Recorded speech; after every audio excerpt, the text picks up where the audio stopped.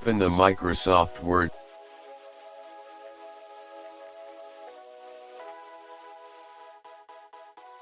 Then click on the View option, click on Macro option and click on Record a macro option. After that click on Keyboard option to assign a key using your keyboard.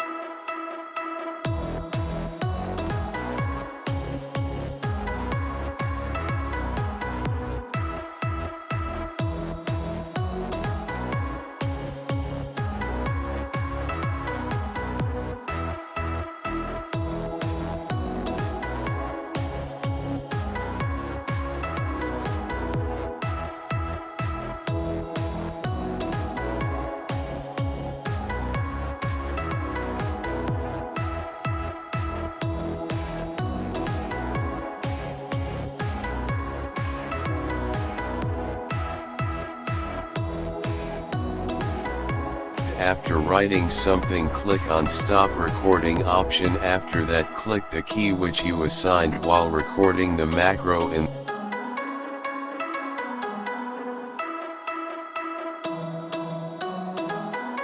This way you can use the macro option in Microsoft Word easily.